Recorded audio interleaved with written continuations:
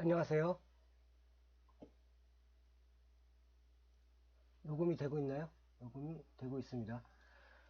자, 누마니아 종교 문화 첫 번째 강의를 시작하겠습니다. 사실 이번 강의는 제가 종교 문화라는 이름으로 강의를 개설했지만 사실 이게 제가 하고자 하는 강의는 종교 강의가 아니라 누마니아의 민속, 신화, 그리고 사상, 그리고 문화에 관한 강의입니다. 저는 사실 이 종교라는 말을 별로 좋아하지 않아요.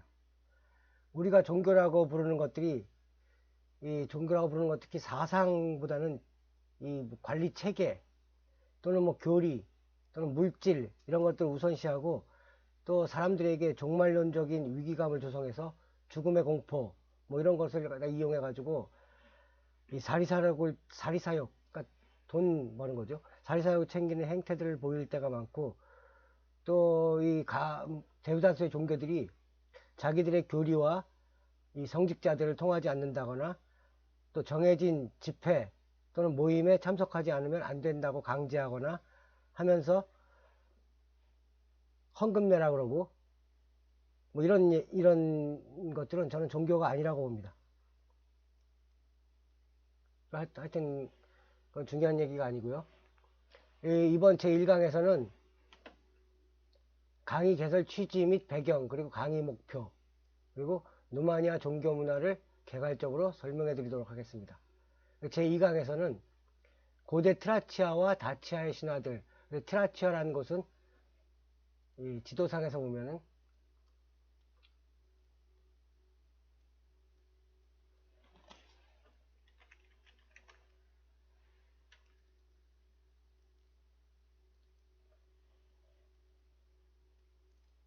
루마니아 지도에서 보면은 트라치아라는 곳은 예전에 이 루마니아를 포함해서 불가리아, 그 다음에 이쪽 이즈미르에 있는 이 터키, 이쪽 일대 세르비아, 이쪽 일대를 아우르던 큰 민족의 이름입니다. 그 다음에 이 많은 그리스 신화 중에서 많은 부분을 이쪽 트라키아라고 하는 그 고대 민족의 신화들이 그리스 신화의 많은 부분을 또 차지하고 있습니다. 그래서 고대 트라치아와 다치아의 신화들을 갖다 제2강에서 하게 될 텐데 이 부분은 아마 금방 넘어갈 겁니다. 여기 뭐 그렇게 크게 재밌는 것도 없고 그냥 좀 지루해요. 그냥 넘어갈 거고 제3강에서는 자몰세 등으로 불렸던 고대 다치아의 신과 그의 사상, 그 신앙들 굉장히 중요한 부분입니다. 이 부분이 아마 가장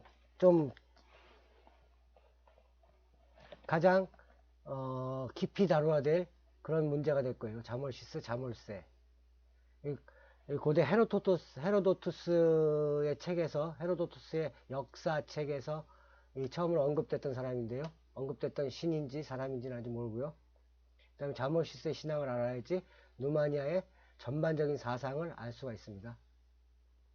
그 다음에 이제 4강에서는 이 3강은 하여튼 1주에 끝날지 2주에 끝날지 더 길게 될지 모르고요. 제 4강은 미오리자와 메시테를 마놀레 미녀에 숨겨진 사상. 이 미오리자 어린 양이라고 하죠. 어린 양. 나중에 자세히 설명할 텐데 이 미오리자와 메시테를 마놀레 이걸 모르고 누마니아과를 졸업하면은 누마니아과에 안 다닌 거랑 마찬가지. 굉장히 중요한 미녀입니다. 미오리자는 그 전반적인 얘기가 자연과 동화하는 것. 욕심을 버리고 자연과 동화하여서 자연과 결혼할 때만이 죽음을 넘어설 수 있다. 이런 사상이죠. 나중에 자세히 설명할 테고요. 메시테를 마놀레는 이 건축에 얽힌 얘기인데 건축할 때 이 건축가가 자기의 가장 사랑하는 부인을 건축물 속에 넣고 같이 건축물을 세웁니다. 그러니까 우리나라의 그 에밀레종 신화와 약간 비슷한 얘기인데 여기는 이 생명력의 전이라는 사상이 숨겨져 있습니다. 4강도 굉장히 중요한 아마 강의가 될 겁니다. 5강에서는 누마니아 창세 신화와 누마니아인들의 영혼관 그리고 내세관에 대해서 배우게 될 겁니다. 누마니아 창세 신화는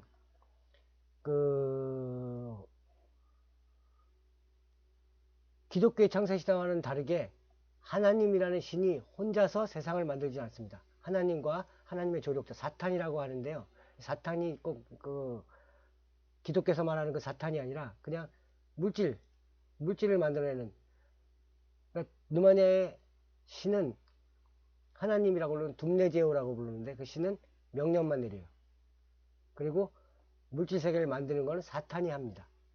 그래서 이 세계가 왜 이렇게 불완전한지 그런 걸 갖다가 가르쳐주는 신화가 될 거예요. 누마니아 창세 신화. 그 다음에 한국의 창세 신화도 누마니아 신화와 굉장히 비슷해요. 사실 한국의 창세 신화가. 여러분이 한국에는 창세 신화가 없다고 생각하는데요. 아마 여러분들은 신화 하면은 단군 신화, 그 다음에 고주몽 신화, 그러니까 국가 건립 신화, 국가 건설 신화들, 그 다음에 국가의 시조가 되는 신화, 이런 것만 알고 있을 텐데요. 사실은 한국에도 창세 신화가 있습니다. 이 한국의 창세 신화는 어디서 발견되나 하면은 무당들이 굿할 때, 무당 굿에서만 구현이 돼요. 인터넷에서 이거는 이제 김쌍돌이본이라고 쳐보면은 한국의 창세 신화가 나옵니다. 이거는 제 5강에서 자세히 다루도록 하겠습니다. 누마니아 창세 신화와 한국의 창세 신화 거의 비슷합니다. 그 다음 6강에서는 세계적인 종교학자 미르차 엘리아데, 제가 가장 따르고 싶어 하는 분인데, 이분 책도 굉장히 많이 쓰고, 제가 이분 때문에 거의 먹고 살았다고 해도 과언이 아닙니다. 이분 책을 바탕으로 해서 여러 논문도 썼고, 그 논문들을 통해서 제가 또 연구비도 받고, 요즘은 제가 좀 게을러가지고 연구를 덜 하는 편인데, 이분 굉장히 중요하신 분이고요. 이 미르차 엘리아데라는 분이 말하는 동남부 유럽 농민들의 우주적 기독교. 사실 우주적 기독교라는 종교는 없습니다. 종교는 없는데, 종교는 존재하지 않아요. 근데 미르차 엘리아데가 이 누마니아를 포함해서 세르비아 이쪽 동남부 유럽, 여기서 보면은 누마니아, 불가리아, 이쪽 세르비아 이쪽 지역의 동방정교인들이 가지고 있는 사상들이 독특해요. 그냥 일반 배타적인 기독교가 아니라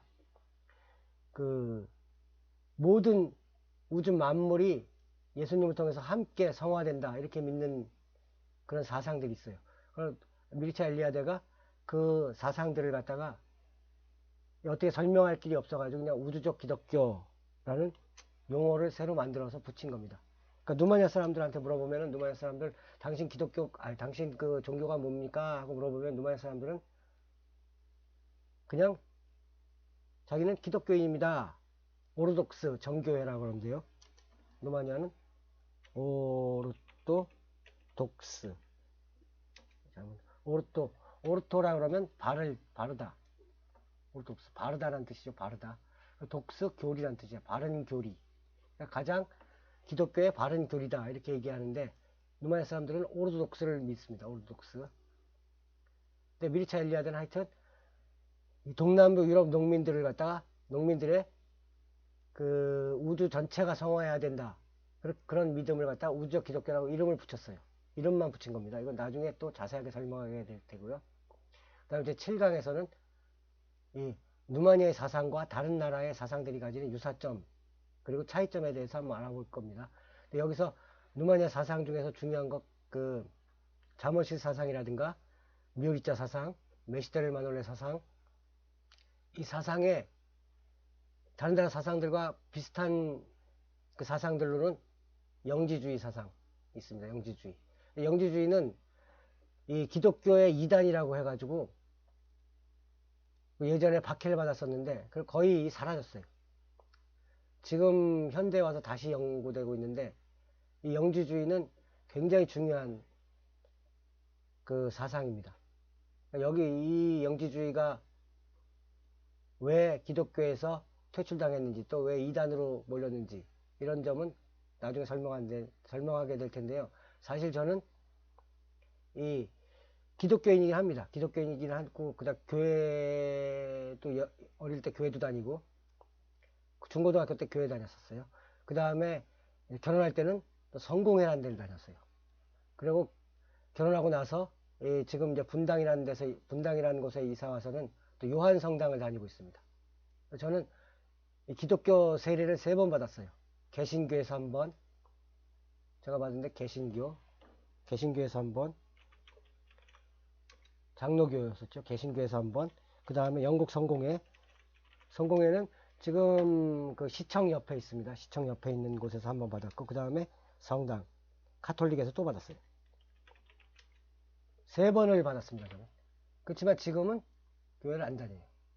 교회를 안 다니고, 교회 다니는 사람들은, 기독교인들은 좀, 저를 갖다, 배신자, 아니면 이렇게 얘기할 텐데, 하여튼 저는 지금은 교회를 안 다니고, 영지주의 쪽을 연구하고 있습니다. 영지주의 쪽은, 이건 믿음이 아니라 사상이에요. 여기서 제일 중요한 게, 이 믿음이 아니라 깨달음이 있어야지 천국 갈 수 있다. 그 천국이라는 데는 사실은 그 기독교에서 말하는 그런 천국이 아니라요. 그 우주의 근원과 합이라는 곳입니다. 그러니까 깨달음이 있어야 된다. 내가 신의 불꽃을 지니고 있는 자라는 걸 알아야 된다. 그런 얘기고요. 힌두교, 그 다음 대승불교. 대승불교도 아마 이 영지주의와 굉장히 비슷합니다. 대승불교도. 대승하면 큰 것, 탈 것. 대승불교도 보면 이 우주적 기독교와도 굉장히 비슷한 면이 많아요. 그러니까 미륵이 오고 모두가 함께 도솔천에 들어간다. 모두가 함께 천국 간다. 도솔천이라고 하는데요. 그런 얘기들이고요. 그 다음에 카발라. 이거는 그 유대 신비주의 교리입니다. 유대 신비주의 교리. 이것도 우주의 근원에 대해서 이 카발라에서 빅뱅 이론도 나오고 했는데요. 이 카발라도 같이 비교해 볼 겁니다. 누마니아 사상과. 7강도 아마 좀 길어지게 될 거예요. 2주 정도 하게 될지도 모르고요. 8강에서는 우리나라 천부경 사상과 누마니아 사상의 유사점을 보게 될 건데요. 천부경이라 그러면은 지금 어디죠? 그 대순진리회? 이런 데서 쓴다고 그러는데요. 증산도 대순진리회 이런 데서 쓰는 그 교리라고 그러는데 그게 아니라 이 천부경은 숫자. 이거 천부경은 길지도 않아요. 91글자입니다. 91글자고 1, 2, 3, 4, 5, 6, 7, 8, 9, 10 이 숫자로다가 온 우주의 진리를 갖다가 설명하고 있어요. 그것도 제가 자세하게 설명을 하게 될 겁니다. 그 다음 제 9강은 그 고대 다치아의 잘목시스 사상이 누마니아 민속과 우주적 기독교에 끼친 영향. 누마니아 민속 아까 미오리자 메시텔 마놀레 얘기했었죠. 그 다음에 우주적 기독교에 끼친 영향.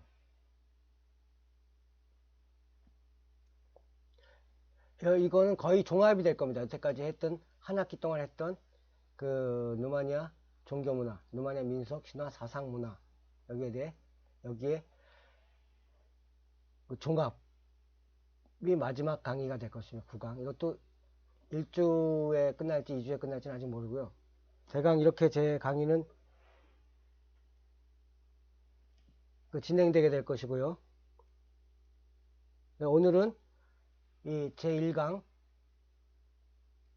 강의 개설 취지 및 배경, 강의 목표, 누마니아 종교문화 개발에 대해서 설명하도록 하겠습니다. 일단 여러분이 제 강의를 들으려면은 먼저 누마니아어과 강의실 들어가셔야 됩니다. 누마니아어과 가면은 누마니아어과 학과 소개 말고 누마니아어과 홈페이지 누마니아어과 홈페이지가 있습니다. 홈페이지 들어가서 홈페이지 바로 가기. 여기 보면은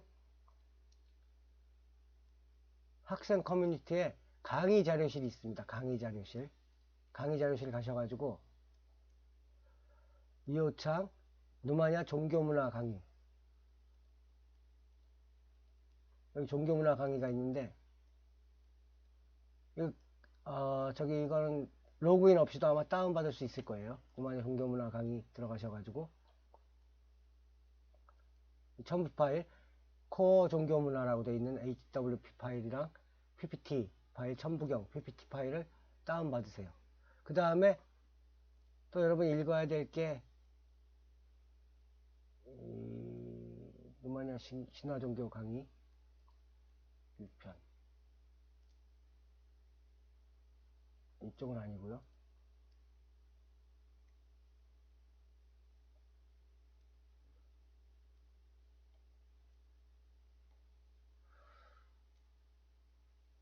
지금 여기 안 올렸는데 지역연구 자료인가요?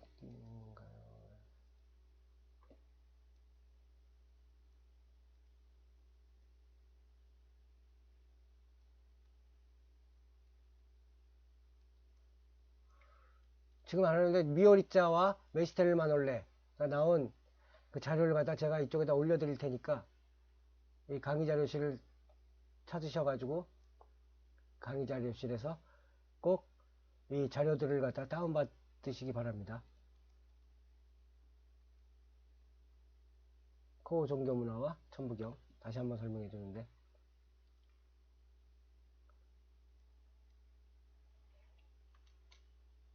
그럼 제 1강을 그 강의 전반적인 그 어떻게 강의가 진행될 것인지에 관한 얘기는 이걸로 끝내고 이제 강의 개설 취지 및 배경에 대해서 설명하겠습니다. 이건 사실 아까 했던 이 강의 이 코어 종교문화에 들어가면은 나와 있는 얘기인데요. 코어 종교문화에 다 써 있습니다. 똑같은 얘기입니다. 지금 강의 개설 취지 및 배경은 그러니까 어떤 민족을 문화적인 측면을 살펴볼 때 가장 기본이 되는 것이 종교라고 할 수 있습니다. 특히 유럽에 속해 있는 문명권에서는 종교의 역할이 사회적 문화적 특징을 결정짓는 가장 중요한 요소 중의 하나로 작용하고 있기 때문에 해당 민족의 그 문화적 특징을 올바로 이해하기 위해서는 각 종교가 지니고 있는 특성을 파악하는 일이 선행되어야 합니다. 서유럽 문화권에서는 특히 비교해야 되는데 서유럽 그러니까 독일, 프랑스, 이탈리아 등과 같은 이 서유럽에서는 기독교 사상이 기반이 되어 있어요. 기독교 사상이 기반이 되어 있긴 한데 이들이 가지고 있는 게 인간은 창조주의 선택을 받은 특별한 피조물입니다. 인간은 창조주의 선택을 받은 특별한 피조물인 반면에 자연은 인간을 위해 신이 허락한 이용물, 즉 도전과 정복의 대상이라고 인식하였습니다.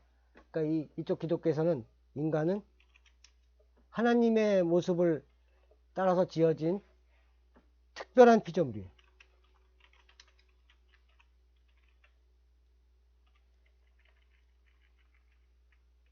서유럽 기독교에서 하는 얘기입니다. 그 다음에 자연, 우리가 말한 자연, 이 대자연, 그러니까 나무, 풀, 하늘, 우리 주변을 둘러싸고 있는 이 대자연은 인간을 위해 신이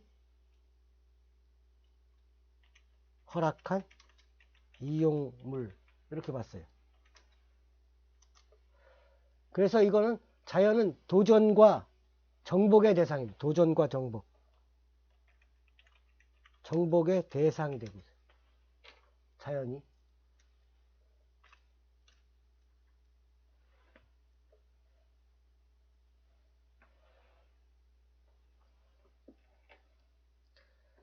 서유럽 여러 민족들은 이런 사상을 가지고 있었기 때문에 서유럽 여러 민족들은 인간의 편의를 위해서 자연을 마음대로 오용하고 또 그에 따라서 물질적인 풍요가 보장되는 문화 양식을 치빌리자치 문명이라고 불렸어요. 문명.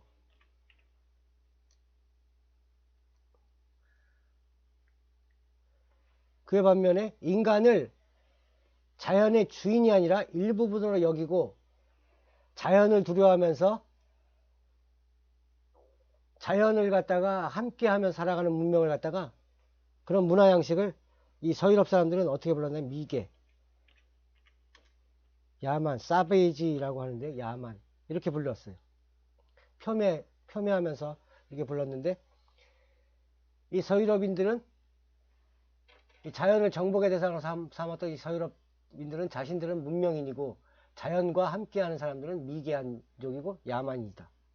그리고 자신들만의 그 우월성을 과시하고 굉장히 이 서유럽 사람들 좀 약간 거만하게 살고 그런 면이 좀 있습니다. 근데 누마니아는 유럽이고 기독교 문화에 속해 있긴 해요. 똑같은 유럽이고 이 기독교 문화에 속하긴 하지만 누마니아의 문화는 이 서유럽과 같은 인간 중심적이고 이성적이며 합리적이고 근데 동시에 환경 파괴적이고 이런 그 문화가 아니라 누마니아 문화는 서유럽 문명과는 다르게 루마니아 문화는 서유럽 문화와는 다르고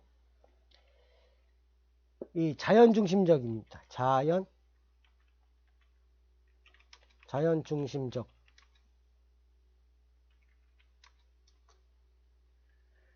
또 감성적인 문화예요. 그 다음에 또 환경 친화적 문화입니다. 근데 이런 면은 어떻게 당신이 이거 어떻게 합니까? 자연 중심적이고 뭐 감성적이고 환경 친화적이고 뭐 자연이 아직 많이 보존됐다고 뭐 자연 중심적이고 손님들 잘 맞이한다 그래서 감성적이고 뭐 환경 보존 잘한다. 사실 누마니아 가보니까 그렇게 환경 보존도 잘 못하는데 이게 맞는 말입니까? 이렇게 또 반문할 수도 있어요. 사실은. 근데 지금 현재 이 예를 하나 들자면은 누마니아에서는 로시아 몬타너라는 지역이 있습니다. 로시아 몬타너라고 하는 지역인데요. 이 루마니아 지도 잠깐만요. 다시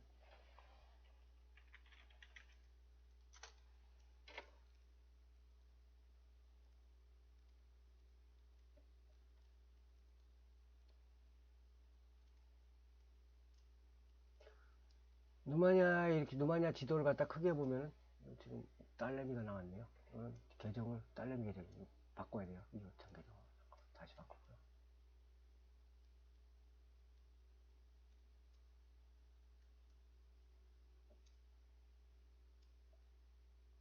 루마니아의 까르파치 산맥 안쪽에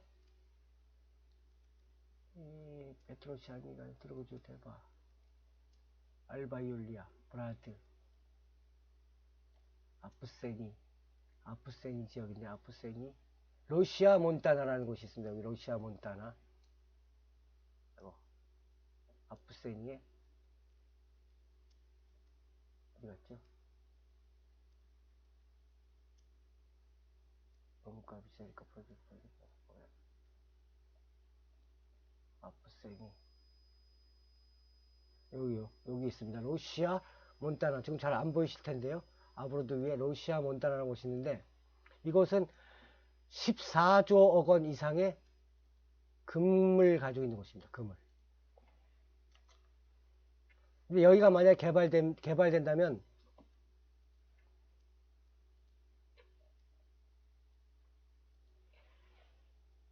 로시아 몬타나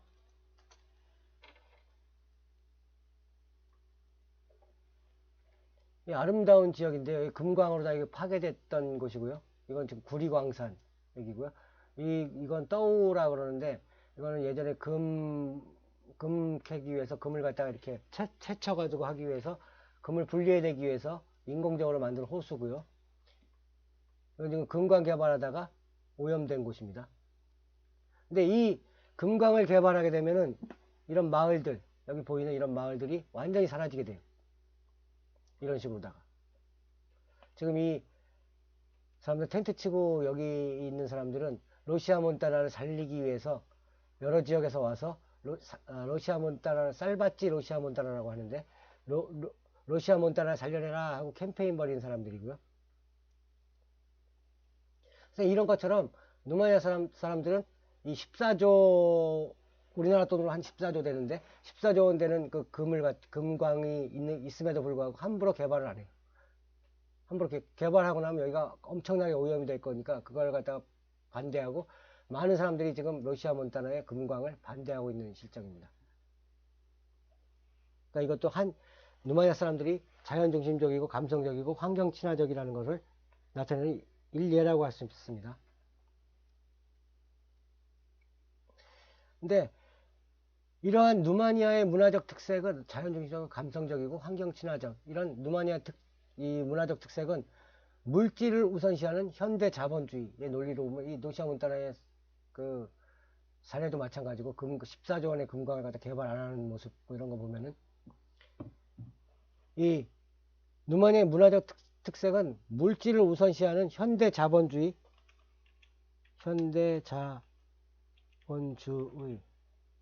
누마니아가 나오네. 영어가 나오네.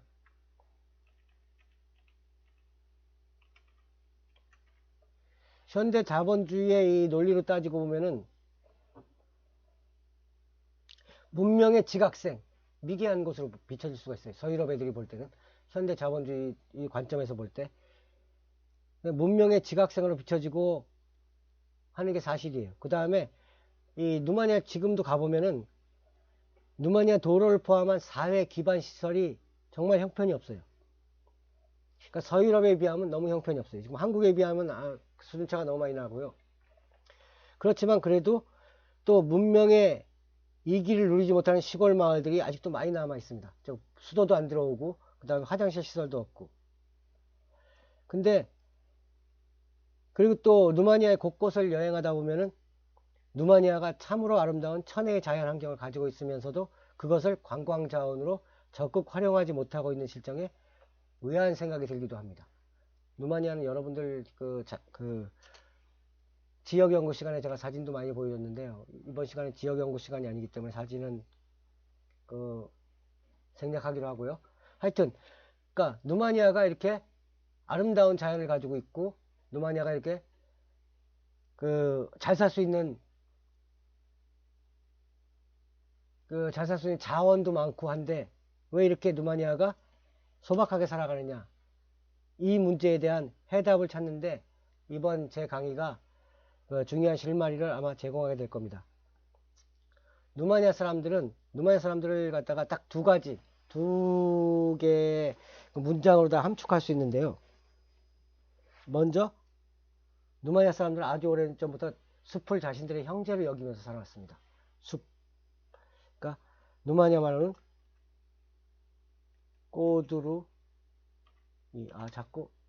잠깐만요. 자꾸 이게 영어가 안 쳐지고 한국말 쳐서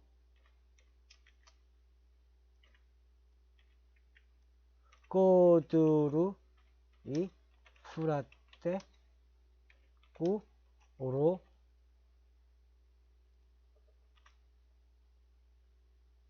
무 눌. 말 그대로 숲은 꼬두로 습 했을 때 이다. 프라떼 형제, 꾸 누구누구와 함께 로무눌, 숲은 누마니아인들의 형제다.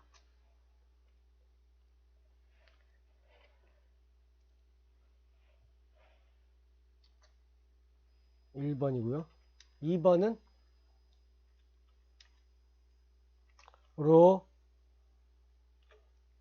무, 눌, 에스테, 크레, 시, 틴. 루마니아인은 뭐뭐이다. 크레시틴, 기독교인, 신앙인이다. 기독교인이라는 뜻이에요. 그러니까 누마니아는 자연을 갖다 형제로 여기고, 꼬두로 숲인데 숲으로 대변되는 이 자연을 형제로 여기고, 그 다음에 자신들을 크레시틴, 기독교인으로 여겼어요. 하나님을 잘 따르고, 그 다음에 예수님의 말씀대로 모든 이웃을 사랑하고 살고 하는 그런 기독교인. 이 루치안 블라가, 미르차 엘리아데, 두미트로 드러기체스쿠, 뭐 여러 이 학자들의 연구에 의하면은 누마니아 시골 사람들은 이 전 우주의 이 모든 사물은 각기 독자적으로다가 존재하긴 하지만 하나의 전체로서 통일성을 가지고 마치 유기체처럼 연관되어 있다.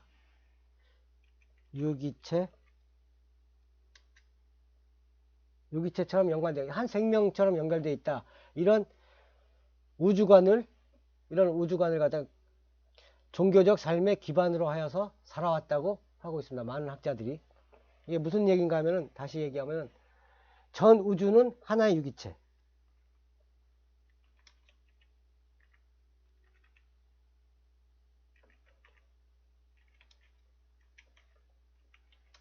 그러니까 전 우주는 하나의 생명이라는 거예요. 하나의 생명.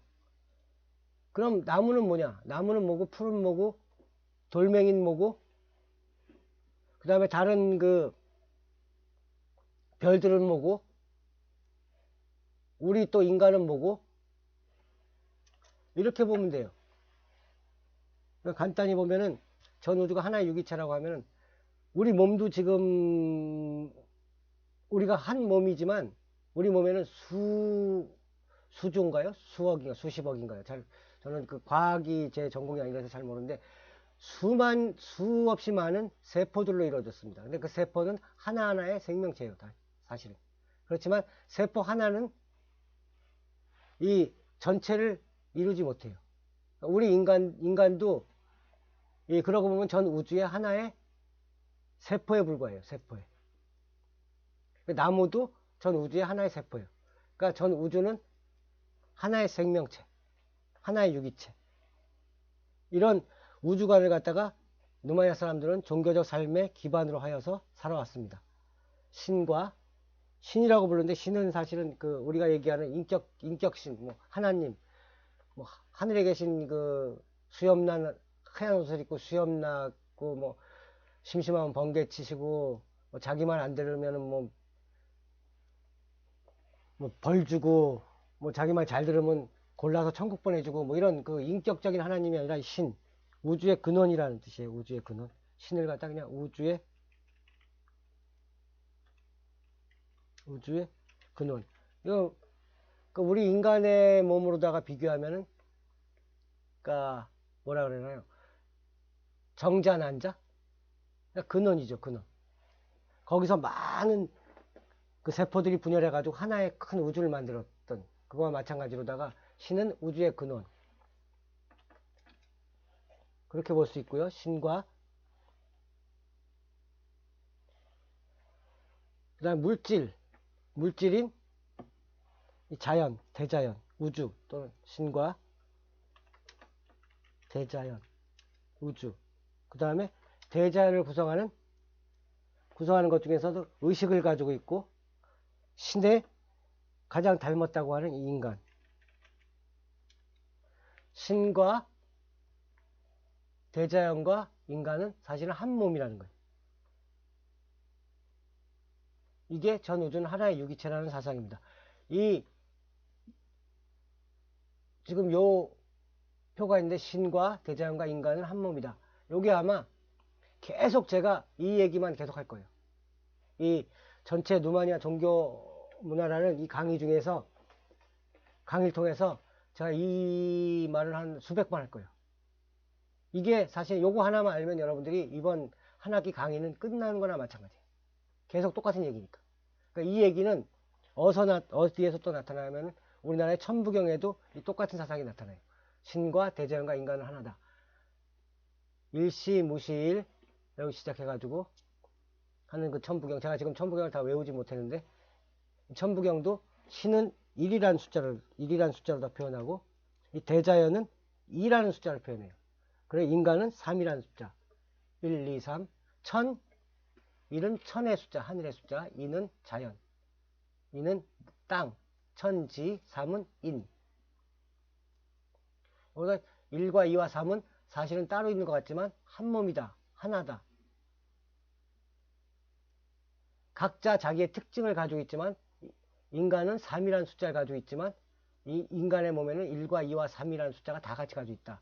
땅도 2라는 숫자가 대표적인 숫자이긴 하지만 1과 2와 3을 다 가지고 있다. 이런 얘기가 이 천부경에서 나와요. 나중에 천부경에서. 나중에 천부경 설명할 때 자세히 다시 설명하도록 할 건데요. 그 다음에 이가 신과 대자연과 인간, 신과 대자연과 인간이 이렇게 하나의 전체로서 생명을 나누고 한 생명이다. 이런 생각은 우리가 이제 다시 되새겨야 할 그 우주적 생명 원리의 근원입니다.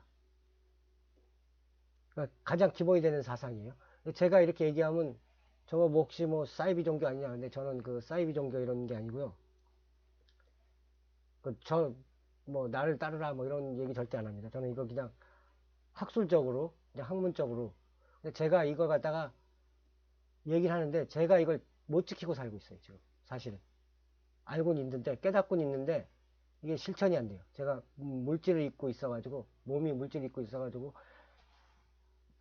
이 사상을 갖다가 삶에서 실천을 못하고 있어요. 제가 만약에 이 사상을 실천한다면 저도 이제 부처님이나 예수님이나 소크라테스나 성인이 될 텐데, 저는 아직까지 이 물질 속에서 그 물질을 극복할 수 있는 그러니까 이 몸, 날 감싸고 있는 이 껍데기, 그 다음에 우리가 먹고 살아야 되고 돈도 벌어야 되고 그 다음에 또 이 가족들이랑 가끔씩 또 싸움도 해야 되고 그 다음에 여러 친구들이랑 가끔씩 또 뭐 티격태격하기도 하고 뭐 어떤 이런 문제가 있어가지고 제가 아직 깨달았지만은 실천을 못하니까 저는 아직까지 한참 멀었다고 생각하고요.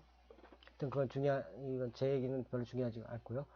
미르차 엘리아데에 의하면은 미르차 엘리아데 아까도 설명했던 세계적인 종교학자, 그다음 누마니아 출신의 세계적인 종교학자. 이 미르차 엘리아데가 미르차 엘리아데에 의하면은 고대의 우리가 이제 알아야 될 게 고대의 신화들인데 고대의 신화들에서 다 이런 신과 대자연과 인간이 하나라는 그런 얘기들이 나옵니다. 미르차 엘리아데는 어떻게 말하냐면 이 고대의 신화들은 사라진 것이 아니라 단지 그 모습만을 감추고 있기 때문에 보이지 않을 뿐이다. 이렇게 합니다. 신화는 중세 이후에 보편 종교, 철학, 과학 등에 의해서 철저하게 파괴된 것처럼 보이는데 이 신화가 파괴된 것처럼 보이는데 실상은 이 철학과 과학과 보편 종교 그들의 뒤편에서 공존하고 있다고 얘기하고 있습니다. 누마니아 시골 마을 사람들은 아주 오래전부터 이미 기독교화 되었다고는 하지만은 기독교화 되었습니다. 하지만 이 누마니아 사람들이 고대로부터 가지고 있던 이 신화들을 통해 가지고 있던 이 사상들은 그 사상들과 이 전통들은 거의 사라진 것이 아닙니다. 그러니까 누마니아 사람들이 기독교인이 아니라 기독교의 개종은 이 종교관, 그러니까 예전 민속과 예전 고대 신앙이랑 그 지금의 민속과 공존과 융합을 가져다 주었지 이 누마니아 기독교는 결코 이 배타적이고 이 그러니까 한국의 기독교와는 전혀 다릅니다.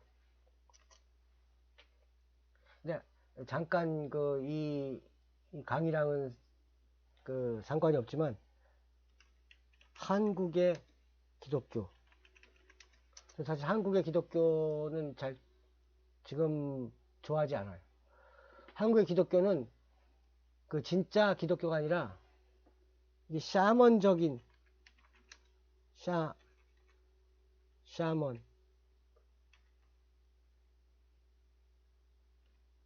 샤먼적 기독교라고 부르고 싶습니다. 샤먼적 기독교라는 게 뭔가 하면 샤먼은 여러분이 잘 아는 무당이라는 뜻이에요. 무당.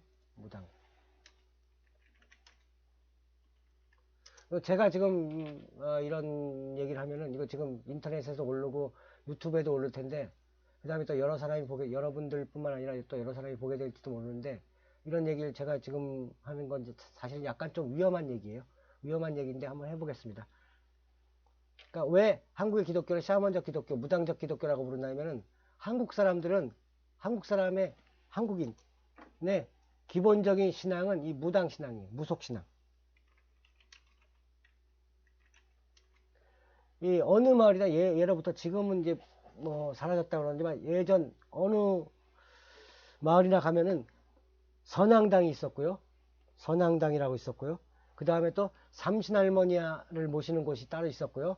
그 다음에 또 천하대장군이 있고 지하여장군 이런 모시는 장승들이 서 있었고요. 또 솥대라고 해서 기러기 3마리 이렇게 날아가는 거 이렇게 그 마을 어귀에다 이렇게 세워놓고 그런 게 있었고요. 이 모든 길흉화복을 갖다가 무속에 의존하던 것이 굉장히 많습니다. 근데 이게 이 기독교가 들어오면서 무속신앙이 그대로 기독교에 연결돼 가지고 이 무당의 역할을 지금 누가 하나 하면은 바로 목사님들이 합니다. 목사님들이 하는 게 그냥 성경만 가리키는 게 아니라 예수님 말씀 이것만 가리키는 목사님들은 진짜 좋은 목사님이죠. 예수님의 말씀을 제대로 가리키는 분들, 그 다음에 내 이웃을 내 몸같이 사랑하라 이렇게 가리키는 분들, 이런 목사님들은 진짜 기독교 목사님들인데 우리나라 대부분의 목사님들은 그렇게 안 하고 무당의 역할을 합니다. 무당의 역할이 뭔가 하면 병 고치는 거, 그다음에 뭐 치유의 은사라든가 뭐 이런 거 있어야 되고요. 그 다음에 그 일반 신자들을 대신해서 신과 소통을 시켜줘요. 무당이 했던 얘기죠. 무당이 예전에 그 창세 신화 뭐 이런 거 을풀이고 을조리고 그다음 신들과 만나고 하면서 신과 이 환자 간에 연락을 했던 역할을 했습니다. 그 역할을 지금 목사님이 하고 있습니다. 목사님이. 그 다음에 복 주는 거. 목사님이 안수기도 뭐 한다 그러고 하는데 계속 뭐 제일 중요한 게 아들 딸 뭐 좋은 대학 가라 뭐 이런 거 기도해 주고 계시고요. 사실 하나님은 그런 거, 예수님은 뭐 좋은 대학 가라 뭐 이런 거 절대 얘기하시는 분이 아닙니다. 하여튼 한국의 기독교는 요 샤먼적 기독교라는 거. 그 다음에 이 목사님이 샤먼적 역할, 무당 비슷한 역할을 하지 않는 그런 교회들은 부흥도 안 돼요. 그러니까 부흥이 잘 되는 교회들은 이 목사님이 철저하게 무당의 역할을 하고 계십니다. 왜냐하면 우리나라는 무속신앙이 기본이 있기 때문에. 그러니까 저는 이런 말 했으면 예전에 중세시대 같으면 저는 아마 저기 끌려가서 화형당했을지도 몰라요. 이건 중요한 게 아니고. 하여튼 그 다음에 다른 얘기인데, 이제 역사의 발전 과정에서 인류는 지구상의 다른 어떤 생명체들에 비해 월등히 많은 혜택을 누리고 살아간 게 사실입니다. 특히 과학이 발전하면서 물질적인 풍요로움과 각종 편의를 누릴 수 있었지만 그 혜택보다도 부수적인 폐해가 현대에 있어서는 많이 부각되고 있다는 점을 부정할 수가 없습니다. 우리가 예전에 못 느꼈지만 지금 뭐 미세먼지라든가 뭐 이런 거 있고요. 또 하여튼 전일적인 우주의 일부분인 전일적 우주, 하나의 생명체인 우주의 일부분임. 우주의 일부분. 우주의 일부분인 걸 망각하고 인간은 소유욕에 집착하여 물질적 가치만을 추구하고 살아가는 바람에 그런 사회구조를 만들어 갖고, 그로 인해서 인간 본연의 정신세계는 황폐하게 됐습니다. 그래 인간의 사고는 빈곤에 시달릴 수밖에, 인간의 생각, 그러니까 인간의 사고방식, 사고는 빈곤에 시달릴 수밖에 없게 되었습니다. 현재도 많이 나타나고 있어요. 인간 중심적인 사유에 얽매여 우주적 생명의 원리, 그러니까 온 우주가 하나라는 그 얘기예요. 우주적 생명의 원리를 역행하는 문명의 폭력성을 보이면서 재화의 창출을 위해 무분별하게 자연을 훼손하는 일도 마다하지 않았습니다. 우리나라도 마찬가지로 얼마 전까지만 해도 그분 있잖아요. 지금 그 감옥에 잠깐 가 계신 분. 그 다음에 5035 그 아줌마.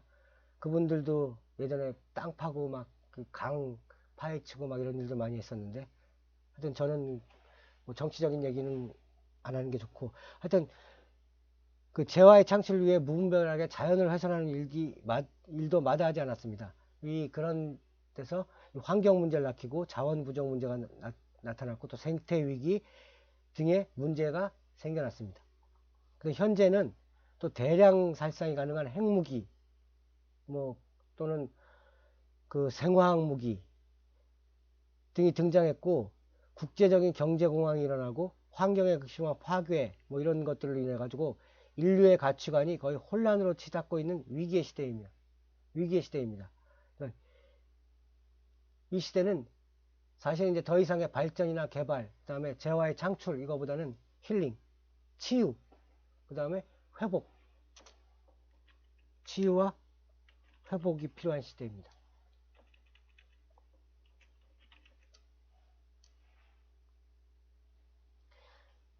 합리적이고 또한 이성적인 판단으로 극복할 수 없는 삶의 정신적, 영적 문제들 이런 거는 미토스적 사고로다가 미토스적 사고는 종교적 사고인데요. 이 미토스적 사고로 치유하고 미토스적 사고, 미토스가 나왔어. 신화적 사고라는 뜻입니다. 미토스 사고. 그러니까 신화적인 사고. 우주와 나와는 언제든지 교통할 수 있다는 그런 사고를 갖다가 미토스라고 부르는데요. 이 미토스적 사고로다가 우리의 지금 영적 문제들을 치유하고 인간의 본성을 회복해 나가야 됩니다. 인간의 본성. 인간의 본성이 무엇이냐? 중요한 얘기인데요.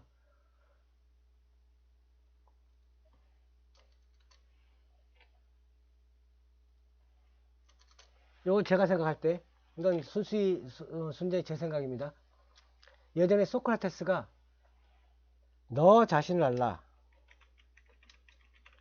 라고 말했다고 여러분이 알고 있는데, 너 자신을 알라 이걸 갖다 우리가 해석할 때는 너의 분수를 알아라, 네가 얼마나 뭐 이렇게 하는데 너의 분수를 알아라 뭐 이런 식으로 다 해석했는데, 이 말은 원래 델피 신전에 있는 말이에요. 우주의 근원 신을 찾으려면 밖에서 찾지 말고 내 자신을 돌아봐라. 너 자신 안에 신의 불꽃이 있다. 너 자신을 알아라. 이런 얘기예요. 그러니까 인간의 본성이 뭔가 하면 인간은 신의 불꽃을 몸 안에 지니고 있는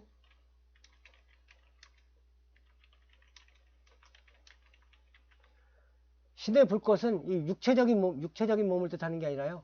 이 몸.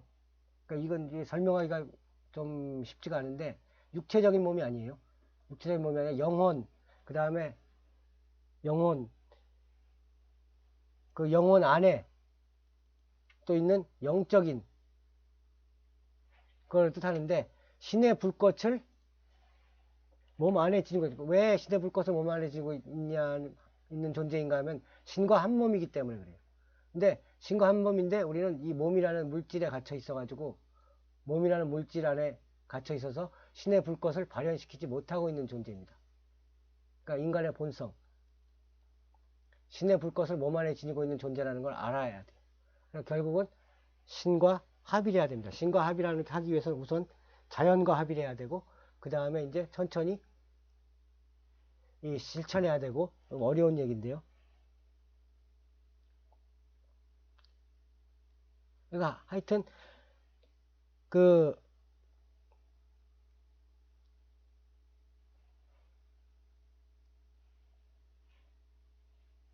인간의 본성을 회복해야 되고, 그 다음에 이성적인 사고를 보면 인간은 다른 생명체가 지니지 못한 뛰어난 이성을 바탕으로 물질계, 효과적으로 과학도 발전하고 하면서 물질계를 효과적으로 활용할 수는 있지만, 우주 속에서 다만 유한한 존재에 불과합니다.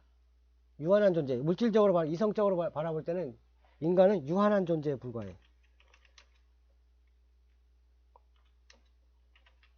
이성적인 사고, 그러니까 로고스적 사고라고 하는데, 로고스적 사고에서 보면은, 여기 미토스적 사고에서 보면 인간은 이 신의 불꽃을 몸 안에 지니고 있는 존재이고, 미토스적 사고에서 보면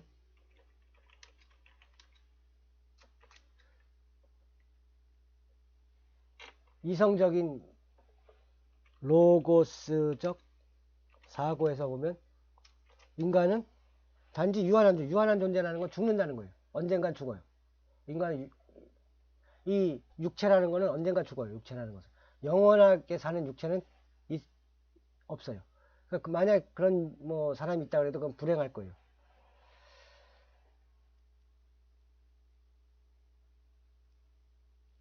이제 이 로고스적 사고에서 보면 유한한 존재이고 또 우주 질서에 자기가 참여할 수가 없어요. 우주 질서. 해가 뜨고 해가 지고 달이 뜨고 달이 지고 바람이 불고 하는데 이런 그 대자연의 흐름이나 이런 데 관여할 수가 없어요. 함부로. 달을 못 뜨게 할 수가 없고 해를 갖다 못 뜨게 막을 수가 없어요. 다만 우리는 우주 질서를 관망하는 존재예요.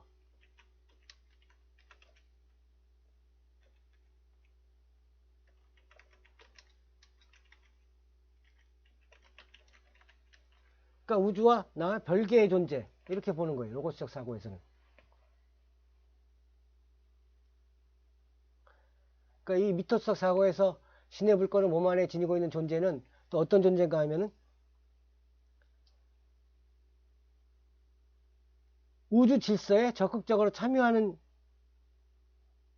존재이고 또 우주의 근원적 빛을 향해서 전진할 수 있는 존재입니다. 우주의 근원적 빛.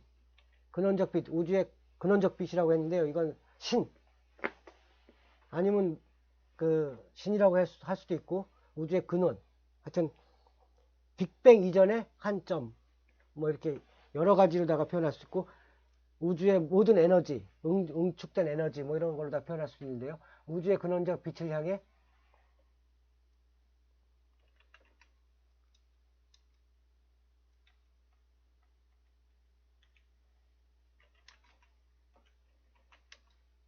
나아가는 존재입니다.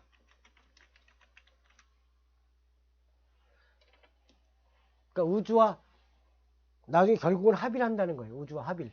그러니까 불교에서 예를 들어서 이제 불교에서 해탈이라고 말하고 불교에서 니르바나 열반이라고 말하는 것은 이 해탈이라는 것은 다시 육체를 입고 돌아오지 않는다는 거예요. 이 지구상에. 근데 우리 그게 왜 좋은가 하면 이 육체를 입으면 또 괴로워져요.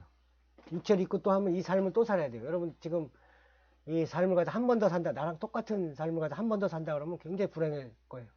내가 살았던 이 삶을 똑같이 살아간다는 거. 그건 니체가 그 얘기는 니체가 한 영원회귀의 신화라고 하는데 영원회귀의 신화. 근데 그 니체 얘기를 들으면 굉장히 우리가 두려워요. 내가 지금 이 강의를 가서 또 해야 돼요. 다음 세계에. 너무 괴롭고. 그 다음에 제가 애 키워야 되고 또 누마니아 공부해야 되고 하여튼 여러 가지 그 다음에 또 이 깨달음을 위해서 또 내가 여러 가지 노력을 해야 되고 이걸 다시 반복한다 그러면 저는 못할 것 같습니다. 근데 하여튼 해탈이라는 거는 우주의 근원적 빛과 빛을 향해 나아가다가 결국은 합쳐지는 거 하나가 되는 거 그게 해탈이에요. 더 이상 돌아오지 않아요. 근원으로 갔기 때문에 그게 바로 천국이에요. 내 존재가 합쳐지기 때문에 내 존재는 생명과 하나 되는 거예요. 좀 저도 이건 어떻게 설명을 잘 해낼 수가 없는데 하여튼 이건 좀 어려운 문제고요. 제가 설명을 못해요. 제 언어의 그 한계로는 이 부분을 갖다가 확실하게 설명할 수가 없습니다. 이건 좀 더 제가 이 단어들을 갖다 많이 찾아내야 돼요.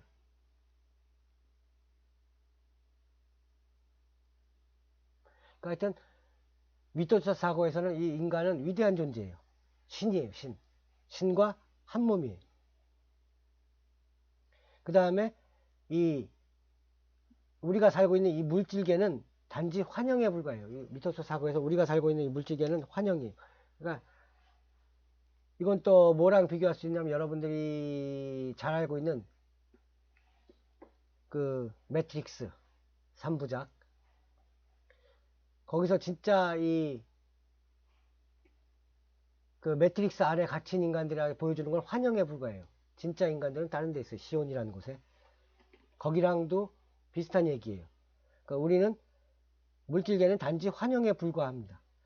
이 인간의 궁극적인 목표는 사실 환영에서 벗어나서 우주의 근원과 합이라는 거예요. 이 얘기는 또 그 플라톤의 동굴의 우화에서도 나타나는데요. 그 죄수가 그 머리 뒤에 빛이 비치고 빛의 그림자만 보고 살아요. 그 그림자가 전체라고 생각해요. 그것처럼 우리도 이 눈에 보이는 거, 이것만 전체라고 생각하는데 사실 우리의 감각은 이 한계가 있어요. 우리가 사실은 보지 못하는 빛, 우리는 지금 적외선, 자외선은 볼 수가 없어요. 빨주, 노초, 파남, 보, 이 스펙트럼 안에서만 볼 수 있고 그 외의 빛은 볼 수가 없어요. 근데 그 외의 빛이 없는 게 아닌데 우리는 없다고 생각해요. 그거와 마찬가지로 우리가 보고 있는 거는 진짜가 아니라 환영에 불과할 수가 있는 겁니다.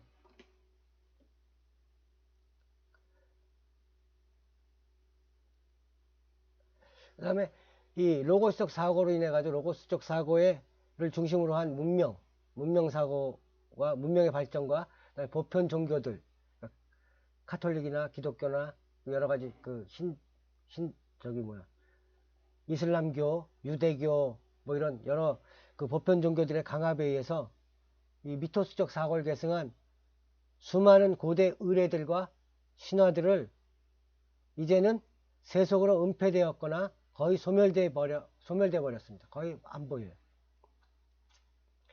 근데 이렇게 돼버린 이 현대에 그 원형을 다시 찾아보는 작업은 일견 그 무모하고 또 무의미해 보일지도 모릅니다. 제 강의가 사실 그래요. 이게 무의미해 보일지도 몰라요. 그리고 제 강의는 여러분들이 들으면 제 강의는 사실 여러분들이 취업하는데 전혀 도움이 안 됩니다. 진짜 전혀 도움이 안 돼요. 그리고 여러분들이 부자가 되는데 많은 돈을 벌게 되고 또 이 지식을 갖다 이용해서 그 여러 가지 돈을 벌고 뭐 하는데 전혀 도움이 안 돼요. 근데 제가 이런 강의를 왜 하고 있느냐?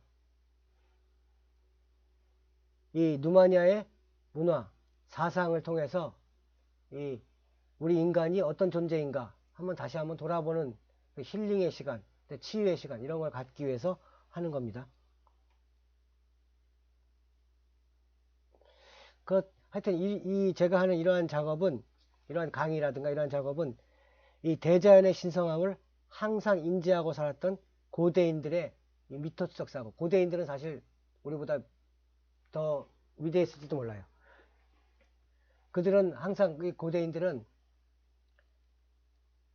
하늘을 바라보고 살던 존재예요. 별. 그 하늘에 수많이 수없이 떠 있는 그 별들을 바라보고 그다음에 별들의 위치가 어딨냐 바라보고 예전에는 가장 그 똑똑한 사람이 별들 점성술을 하던 사람들이었어요. 고대인은 항상 하늘의 별을 보고 그 다음에 또 바다의 흐름을 보고 그 다음에 바람의 흐름을 보고 여기서 모든 지혜를 갖다가 얻었던 사람들이에요. 그래서 우리는 이 고대인들의 신화, 미토적 사고를 되살리고 이 고대인의 신화를 배워야 되고 그래서 그 인간이 대자연의 일부로서 지니는 인간 자체의 본질적 가치를 갖다가 다시 되돌아볼 수 있는 그런 기회를 갖다가 만들고 싶어서 제가 이 강의를 하고 있는 것입니다.